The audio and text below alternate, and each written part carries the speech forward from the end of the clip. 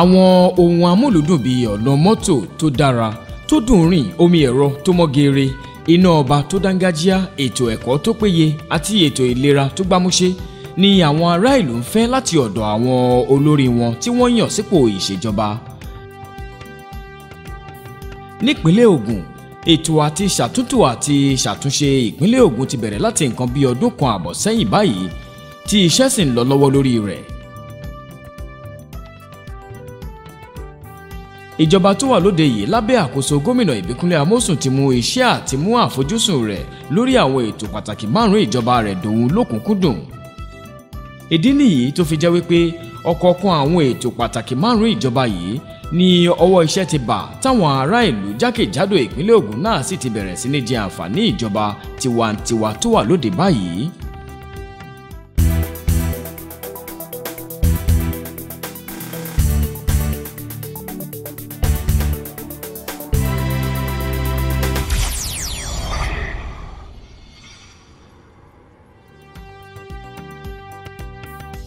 Gómìnà Ìbíkúnlé Amósùn jẹ́ aṣíwájú tí ọ̀rọ̀ ìgbé ayé àwọn èèyàn rẹ̀ jẹ́ lógún gan ni. Ìfẹ́ tí gómìnà Amósùn ní sí àwọn èèyàn rẹ̀ yìí ló mú tí ó fi mú iṣẹ́ ìṣàtúnṣe àwọn nǹkan tíjọba rẹ̀ bá nílẹ̀ lásìkò tó gorí àlééfà pọ̀n. Láti ìgbà tíjọba yìí ti wá gorí àlééfà nípínlẹ̀ Ògùn ní ìpínlẹ̀ yìí ti bẹ̀rẹ̀ sí ní rí àwọn àyípadà dáradára lóríṣiríṣi látàrí àti rí pé àwọn èèyàn jẹ àǹfààní ìjọba tiwantiwa yìí. Látòrí ìpèsè ààbò tó jọjú fún ẹ̀mí àti dúkìá, dórí ìpèsè ètò ẹ̀kọ́ ọ̀fẹ́ tó yegere, ìpèsè iṣẹ́ fún àwọn tí kò níṣẹ́ lọ́wọ́, ìdàgbàsókè ètò ọ̀gbìn, ìpèsè ètò ìlera, lọ sí orí ìpèsè àwọn ohun amúlùdùn lọ́lọ́kan òjọ̀kan àti bẹ́ẹ̀ bẹ́ẹ̀ lọ fún ìrọ̀rùn àwọn ará ìlú. Bó ti jẹ́ wípé ìjọba gómìnà Amósùn kò fi ọwọ́ yẹpẹrẹ mú ọ̀rọ̀ àwọn aráàlú àti bí kò ṣe kó iyán wọn kéré, pàápàá jùlọ pẹ̀lú ètò ìjọba tiwantiwa, ló mú kí ìjọba rẹ̀ ṣe agbátẹrù ètò ìpàdé àwọn ará ìlú ọlọ́jọ́ kan ní ìgbáradì fún ètò ìṣúná ọdún 2013. Ilé-iṣẹ́ tó rí sí ètò ìṣúná nípínlẹ̀ Ògùn ló ṣagbátẹrù ètò náà tó wáyé ní ọjọ́bọ̀ ọjọ́ kìíní oṣù kọkànlá ọdún 2012 ní gbọ̀ngàn àṣà ìbílẹ̀ June 12 ní Kútọ̀ lábẹ́òkúta. Lára àwọn tó péjú pésẹ̀ síbi ìpàdé ńlá náà láti rí gómìnà Ìbíkúnlé Amósùn fúnra rẹ̀, alága ilé ìgbìmọ̀ aṣòfin ìpínlẹ̀ Ògùn àti igbákejì rẹ̀, àwọn ọmọ ìgbìmọ̀ ìjọba gómìnà Amósùn, àwọn lọ́balọ́ba, àwọn ọmọ ẹgbẹ́ òṣìṣẹ́, àwọn ilé-iṣẹ́ tí kìí ṣe tìjọba, àwọn ìyálọ́jà, àwọn oníṣẹ́ ọwọ́, àwọn òṣìṣẹ́ ìjọba àti àwọn ọmọ ilé ìwé. Ìjọba Amósùn pe ìpàdé náà láti tún fi tan iná ìmọ́lẹ̀ sáwọn àṣeyọrí tìjọba rẹ̀ ti ṣe látìgbà tó ti dórí àléfà àti láti jẹ́ kí àwọn ará ìlú náà lè lẹ́nu nínú ìpèsè ètò ìṣúná ọdún 2013 láti rí wípé ètò ìjọba wà níbàámu pẹ̀lú ohun tí aráàlú ń fẹ́. Nínú ọ̀rọ̀ rẹ̀ níbẹ̀, alákòóso ètò ìṣúná ní ìpínlẹ̀ Ògùn, Ìyáàfin Olúwandé Múóyò ṣàlàyé wípé pàtàkì ìpàdé yìí ni láti fetí sílẹ̀ sí ohun tí àwọn ará ìlú ń fẹ́ kí wọ́n lè ṣàmúlò wọn nínú ìpèsè ètò ìṣúná ọdún 2013. The purpose of today's gathering, therefore, is twofold. One, to sensitize you on the programs of the government for 2013 and to underscore its impact. And secondly, to collect your input for consideration during the preparation of the 2013 budget. Against this background, I wish to appeal to you all stakeholders here present, to come up with suggestions and contributions on the priority projects that you would like the government to take into consideration in the 2013 budget. Nígbà tó ń sọ̀rọ̀, gómìnà Ìbíkúnlé Amósùn tó fi tó àwọn ará ìlú létí wípé ìjọba òun kò ní káàárẹ̀ nínú akitiyan rẹ̀ láti mú ìgbé ayé rọrùn sí fáwọn èèyàn ìpínlẹ̀ Ògùn. Ní agbára Olúwa, gbogbo ìlérí tí a ti ṣe fún wa lórí nǹkan márùn-ún tí a pè ní mission to rebuild Ogun State, tó jẹ́ gbogbo àwọn ètò tá a ti fà kalẹ̀, ètò tìwé ní o, ètò tìlera ní o, ti iṣẹ́ àgbẹ̀ ní o, ti ètò ilé gbígbé ní o, ti gbogbo ohun amáyédẹrùn bí ọ̀nà, iná, omi, kágbègbè wa mọ́ tónítóní, gbogbo ẹ̀ rí wípé a ti bẹ̀rẹ̀ sí í ṣe káti ẹ̀ dáàbò bo gbogbo èèyàn tó wà nílùú àti ìlú fúnra ẹ̀ rí wípé a ti bẹ̀rẹ̀. Bákan náà ni gómìnà tún ṣàlàyé ìdí tó fi ṣe pàtàkì láti rí dájú wípé àwọn ará ìlú náà lọ́wọ́ nínú ìpèsè ètò ìṣúná ìpínlẹ̀ wọn. Tí a bá fẹ́ ṣe ètò ìṣúná owó tó bá kàn jẹ́ a kàn jókòó sí ní ọ́fíìsì gómìnà àbí ní iléeṣẹ́ ìjọba ń bí kákan jókòó kákan kọ́ nígbà míì gbogbo àwọn nǹkan tí a bá kọ yẹn ó lè má jẹ́ ohun tí àwọn aráàlú tí wọ́n ń fẹ́. Òun ló fi di dandan wípé gbogbo àsìkò tí a bá ti fẹ́ ṣe ètò ìṣúná owó àfi ká pera wa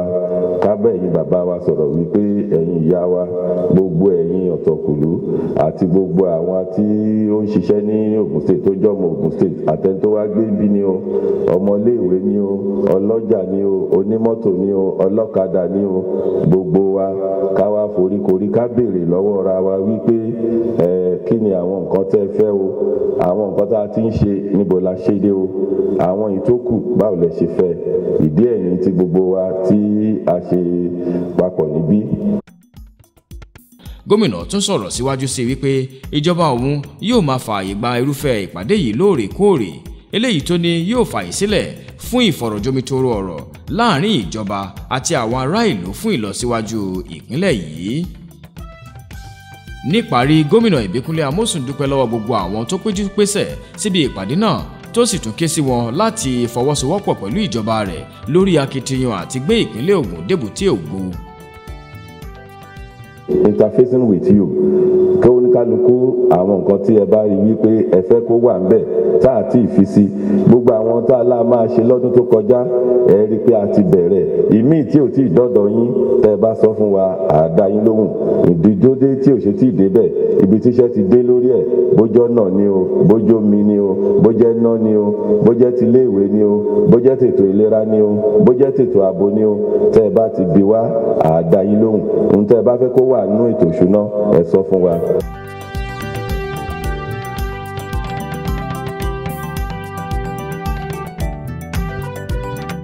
Lẹ́yìn èyí ni ìpàdé náà tún tẹ̀síwájú táwọn ará ìlú sì bẹ̀rẹ̀ sí ní sọ tẹnu wọn lórí àwọn ohun tí wọ́n tún fẹ́ kí ìjọba ṣe fún wọn. Àwọn ọ̀rọ̀ bíi ètò ẹ̀kọ́, ètò ààbò, ètò ìlera, ètò ìpèsè iṣẹ́, ètò iná mọ̀nàmọ́ná àti bẹ́ẹ̀ bẹ́ẹ̀ ló wà lára àwọn ohun tó jẹyọ nínú ìbéèrè wọn. Bó tilẹ̀ jẹ́ wípé ní kété tíjọba ìgorí àléfà ló ṣètò ìgbanisíṣẹ́ tó sì jẹ́ wípé ó ti lé ní ẹgbẹ̀rún 10 àwọn tí kò níṣẹ́ lọ́wọ́ tẹ́lẹ̀ tíjọba yìí ti gbà síṣẹ́ báyìí pẹ̀lú pípèsè iṣẹ́ ọwọ́ lóríṣiríṣi fún ọ̀pọ̀lọpọ̀ àwọn mìíràn. Àwọn ará ìlú tó ń rọ ìjọba láti tún ṣe sí i.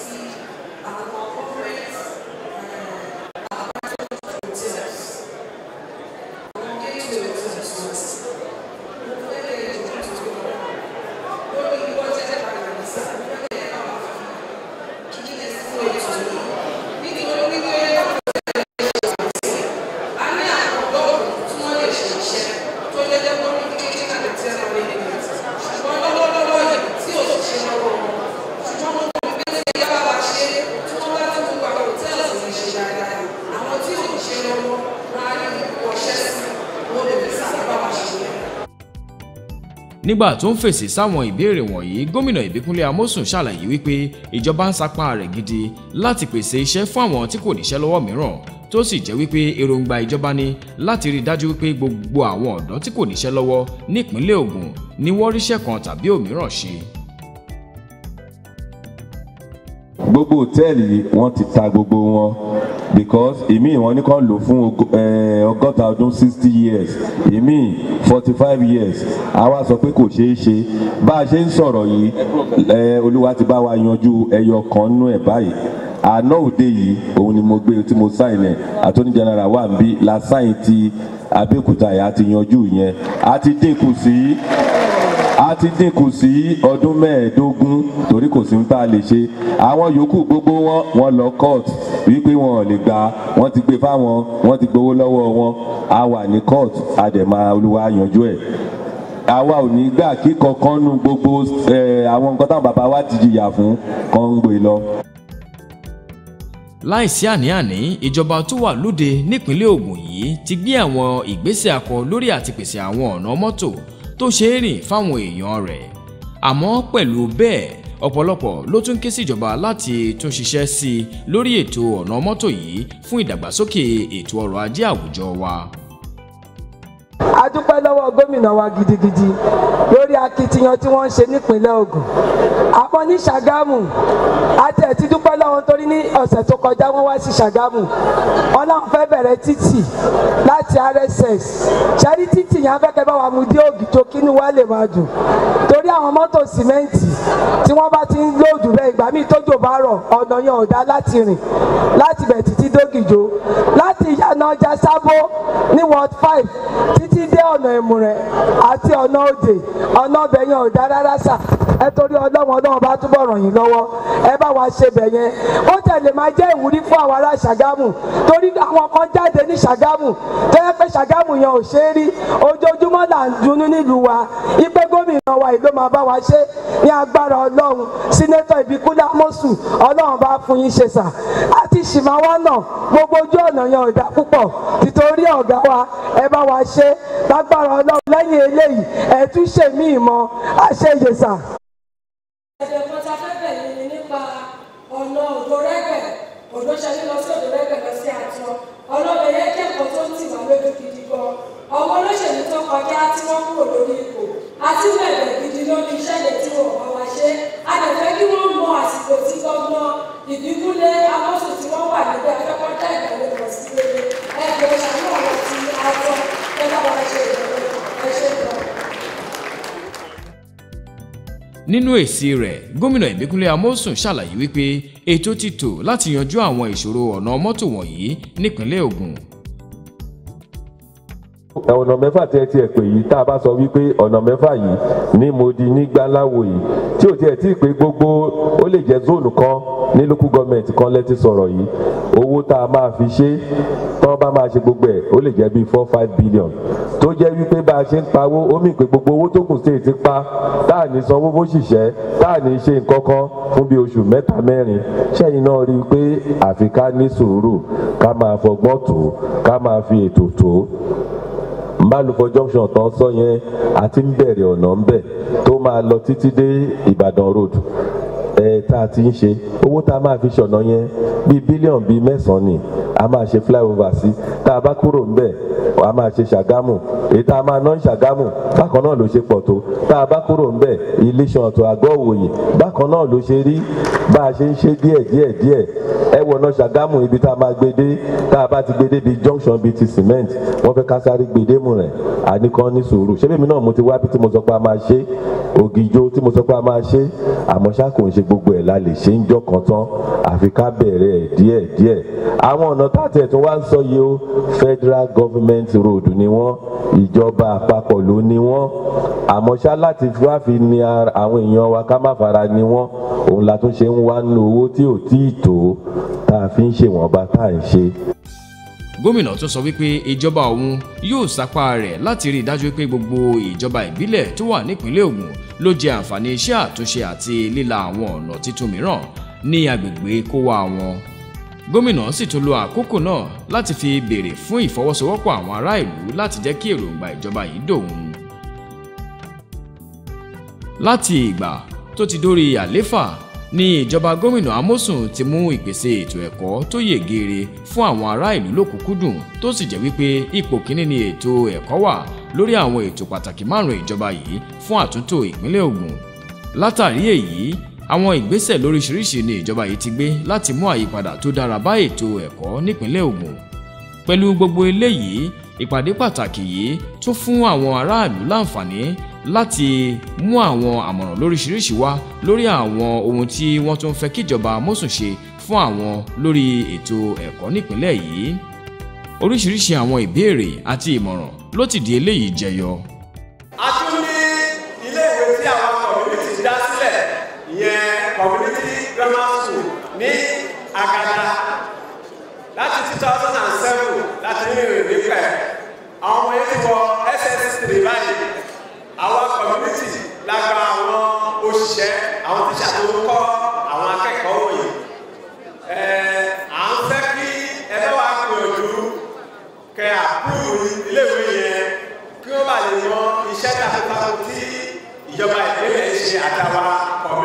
ọlọ́run á fún yín sá. Inú mi dùn mo attend PTA meeting wọn lọ́jọ́ kan ṣùgbọ́n pẹ̀lú gbogbo nǹkan tí wọ́n sọ pé látọ̀dọ̀ gọ́vnà lọ ti wá pé kàn máa sanwó skul ṣùgbọ́n mo wá sọ pé gọ́vnà tí èmi mọ̀ olóríire ni kò lè sọ bẹ́ẹ̀ torí nǹkan tí èmi ṣe ń ṣe tí mo tẹ̀lé gọ́vnà nìyẹn gọ́vnà dẹ̀ sọ fún wa pé asọ̀rọ̀ máa yẹ̀ làwọn lágbára Ọlọ́run kò ní bàjẹ́ fún yín mò ń fẹ́ kí gọ́vnà kan bá bójú tó bẹ̀ yẹn débi tó yẹ pé nǹkan tó lè fà káwọn ọmọ fi ń sanwó skul ní Kẹ̀rẹ́ local government and then wọ́n tún wá gbé kiri kan jáde pé wọ́n tún fẹ́ máa ṣe lẹ́sìn fáwọn ọmọ skul yẹn pé tí ò bá ṣe lẹ́sìn wọ́n máa nà. nígbà tó ń fèsì lórí àwọn ìbéèrè ipò táwọn iléèwé ẹ̀kọ́ alákọ̀ọ́bẹ̀rẹ̀ girama àti ilé ẹ̀kọ́ gíga wà nípínlẹ̀ Ògùn gómìnà Ìbíkúnlé Amósùn ṣàlàyé ohun tíjọba rẹ̀ ń ṣe. ọ̀rọ̀ wípé iléèwé wa wọ́n sì ń gbowó wọ́n sì ń ṣe báyìí rárá o kálá o ẹ wo PTA ẹnìkan ní pé ká káńsù ẹ̀ a lè káńsù PTA ẹ jẹ́ ń ṣàlàyé fún yín o tí àwọn òbí àwa la bí àwọn ọmọ yìí àwọn ọmọ tá a bí yìí tí wọ́n bá dirun digba àwa náà ló máa benefit nítorí pé a wò wípé àtọmọ ẹni tó ní àtọmọ ẹni tó tún ní kí gbogbo wa ní àǹfààní láti lọ léèwé láti ṣe kó má jẹ́ wípé ìdí tí mi ò ṣe lè dèèyàn ni pé mi ò lè lọ léèwé òun la ṣe ń ṣe nǹkan tá à ń ṣe ẹlòmíì òbí mi sọ wípé wọ́n ti ní kí àwọn wá dáwó Amósùn ti sọ pé léèwé ọ̀fẹ́ even aṣọ tọmọ fẹ́ wọ̀ wá school kò lè ṣeé ṣe bẹ́ẹ̀ yẹn Amósùn kan ló máa raṣọ tá a fẹ́ wọ̀ wá sí school ẹ wò wé àti fún yín níwèé àti fún yín ní báírò exercise book ni o báàgì tán máa fi kówèé sí kó máa lè gbàjẹ́ á tún ti rà á tẹ́ ẹ bá wo àwọn owó tá a fi ń rà yìí ẹ wò ó sìn kán wò pé ọmọ mi nígbà táwa gan tiẹ̀ ń lọ iléèwé tán ní ayé ìgbà yẹn náà tá a bá fẹ́ ṣe pé tá a bá ṣe iléèwé tán o a fẹ́ ṣe lẹ́sìn òbí ló máa sanwó yẹn kò ń ṣe pé ìjọba ló máa san òbí tó bá rí i pé òun fẹ́ ṣe lẹ́sìn fọmọ òun nǹkan tá a kàn sọ fáwọn tíṣà ni pé kò ń ṣe nípọn dandan o. ètò ọ̀gbìn tó jẹ́ ọ̀kan lára àwọn ètò tíjọba yìí káràmásìkì rẹ̀ jù tó sì jẹ́ wípé àwọn ìgbésẹ̀ lóríṣiríṣi ló ti gbé láti ṣe ìràpadà ògo ètò ọ̀gbìn nípínlẹ̀ Ògùn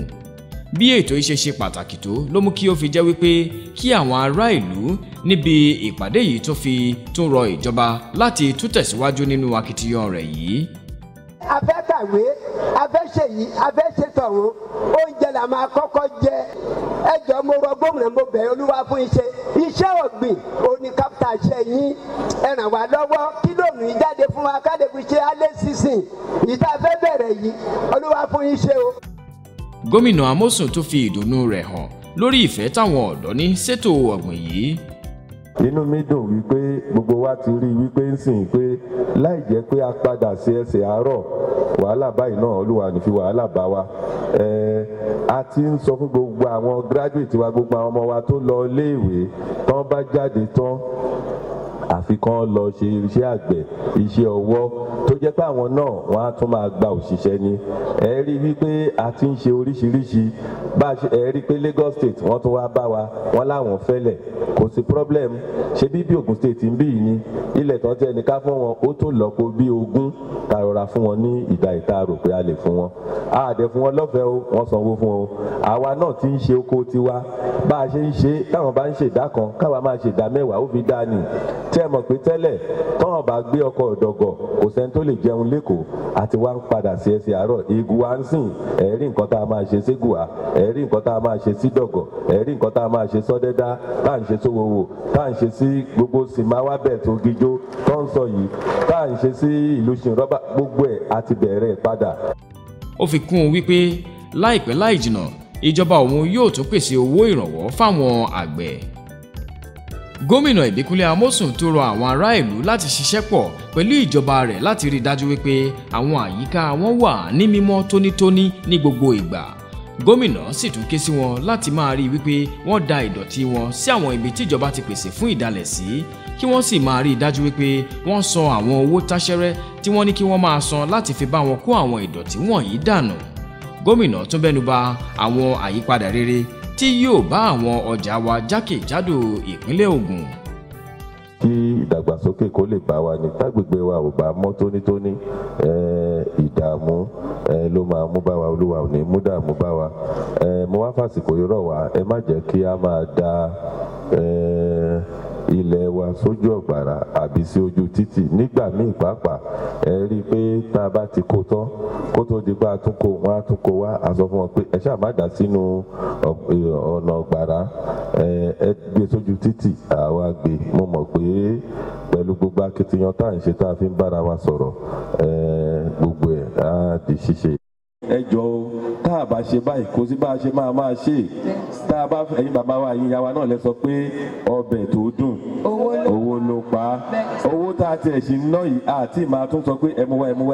wá nísìnyí tá a ti wá wò pé ẹ̀yin náà ti rí gbádùn ẹ̀. Tá a bá ń kọjá tẹ́lẹ̀ ẹ̀yin náà wojú ọ̀nà bó ṣe ń rí. Àwọn ọ̀nà wa lágbára Olúwa, tá a bá Olúwa aṣọ gbogbo wa ju ẹ̀mí lọ. Tá a bá wá tún sọ pé a tún fẹ́ sọ̀rọ̀ bọ́jẹ̀tì tẹ̀mí, ẹ̀yin náà rí nǹkan tá a tún ti gbé ṣe, inú ẹ̀yin náà ti dùn. Ẹ worú àwọn ọjà tẹ́ ń complain, ẹ ṣáà ní sùúrù, ẹ rí àwọn ọjà ìgbàlódé ànífi níyín lára. All our markets, we are going to one by one, we are going to rebuild all of them.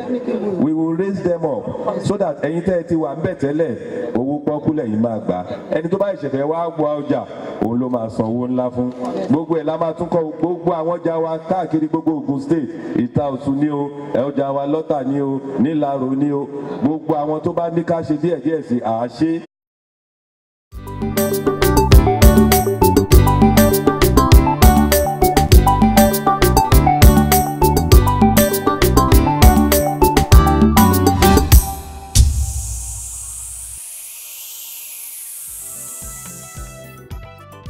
Pẹ̀lú ìgbàgbọ́ nínú ìjọba tó wà lóde nípínlẹ̀ Ògùn àti ètò ìjọba tiwantiwa yìí, eléyìí tó fààyè gbà kí àwọn ará ìlú náà kópa nínú ètò ìṣe ìjọba.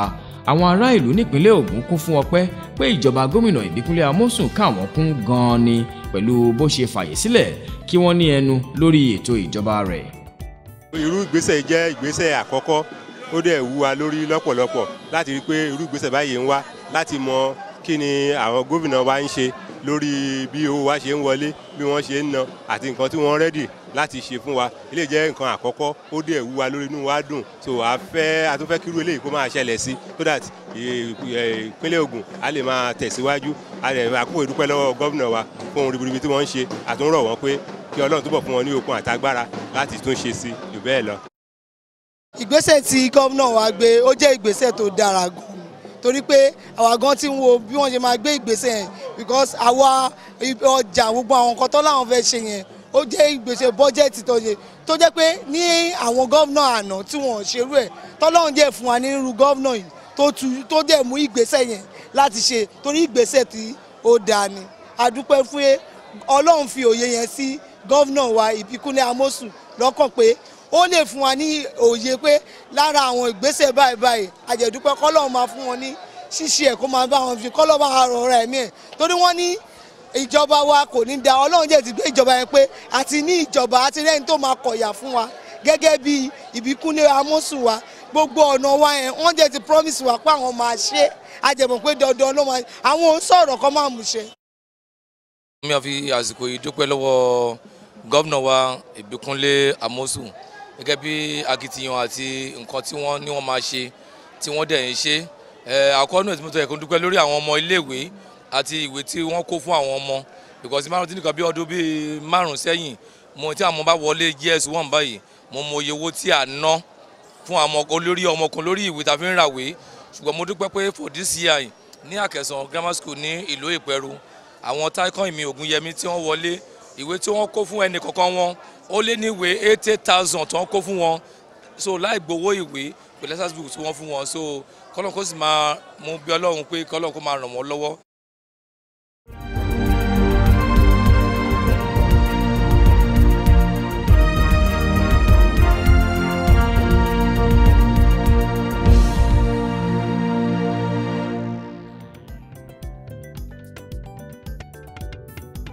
Ní ọjọ́ kẹta oṣù kọkànlá ọdún 2012, gómìnà ìpínlẹ̀ Ògùn sẹ́nitọ̀ Ìbíkúnlé Amósùn jẹ́ àlejò pàtàkì níbi ìfilọ́lẹ̀ ìwé pàtàkì kan tí wọ́n fi ń sàmì ayẹyẹ 40 ọdún ẹgbẹ́ Abẹ́òkúta Club eléyìí tó wáyé ní Abẹ́òkúta Sports Club ní ìlú Abẹ́òkúta.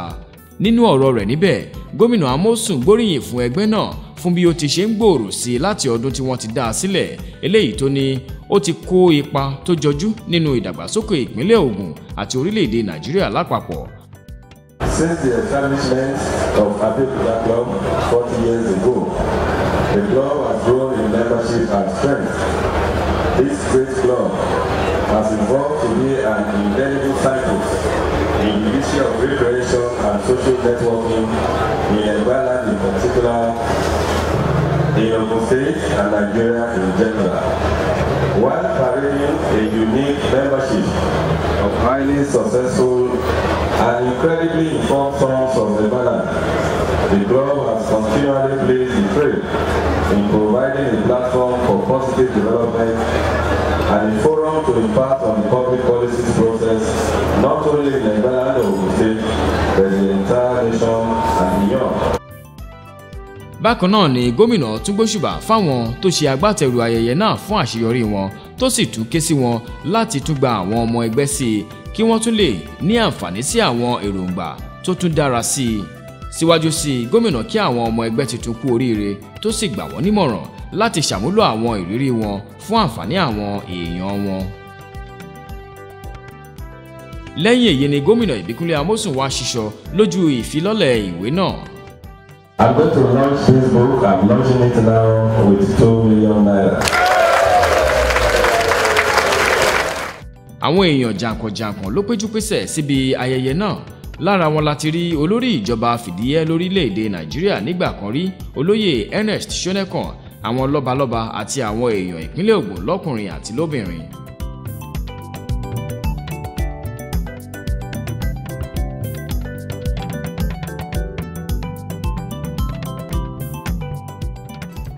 Fún ìbéèrè tàbí àlàyé, ẹ kọ̀wé sí orí nọ́mbà ẹ̀rọ ìbánisọ̀rọ̀ tí ó wà lójú ìwòran yín yìí, tàbí sí orí ímeèlì wa tí ẹ̀ ń wò yìí. Ọmọ Ògùn Ìṣẹ̀yà.